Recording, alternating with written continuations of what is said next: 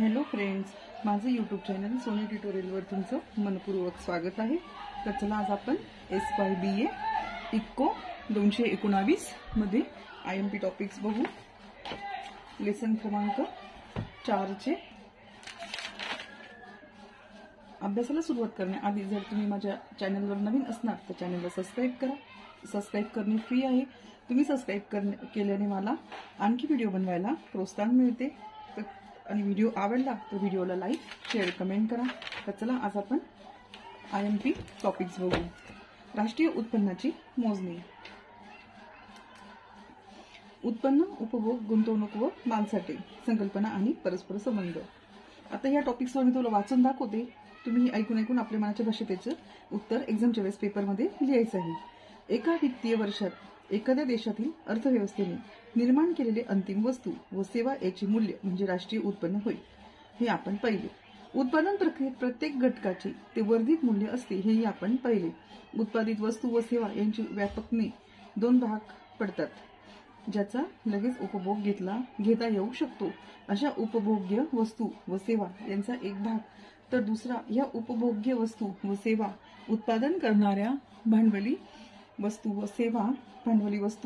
व सेवा यांच्या खरेदीवर होणारा विनियोग, ती गुंतवणूक। आजच्या गुंतवणुकीमुळे उद्या वाढीव संख्येने व नवनव्या उपभोग्य वस्तू व सेवा मिळू शकतात। उपभोग्य वस्तू जर राहणीचा दर्जा उंचावणार असतील तर त्यासाठी अधिकाधिक गुंतवणूक होणे जरुरीचे असते। गुंतवणुकीमुळे भांडवली वस्तू व सेवा यांचा साठा वाढत राहतो। भांडवलाचा आजवरचा एकूण साठा किती आहे हे सांगणे मुश्किल आहे।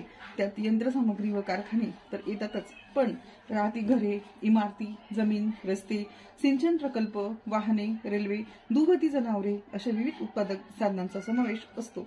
या सगळ्यांचा मिळून किती साठा असेल याचे अंदाज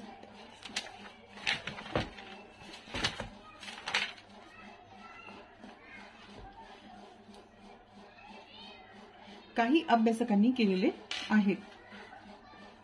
नाही असे नाही, पण त्याबद्दलची खात्री अद्याप देता येत नाही।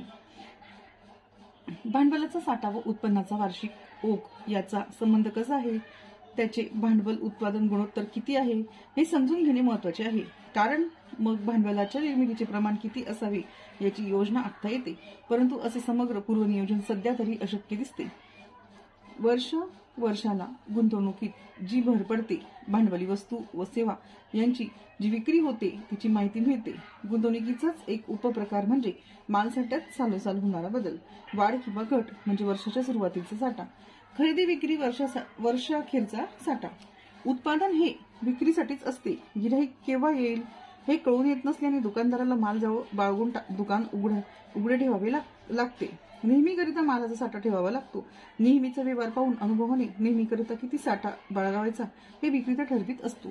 परंतु काही वेळा मागणी एकदम वाढते व साठा कमी होतो, तर काही वेळा मागणी कमी झाल्याने साठा वाढतो, नकळत वाढतो। वर्ष अखेरचे असे साठे मालसाठ्यात बदल या शीर्षकाखाली हिशेबात वेगळे नमूद केलेले असतात। आयात निर्यातीची परदेशीय आर्थिक व्यवहाराची वेगळी नोंद करण्यात येते। तेव्हा राष्ट्रीय उत्पन्नाच्या हिशेबात एकीकडे घटक परिव्ययानुसार उत्पन्नाची मोजदाद करीत जात असतात। त्यात उपभोग्य वस्तू किती, भांडवली वस्तू किती, मालसाठ्यात बदल किती व परदेशी व्यवहार किती याची नोंद केली जाते। इथे आपण थांबू, पुढचा व्हिडिओ पुढच्या टॉपिकमध्ये।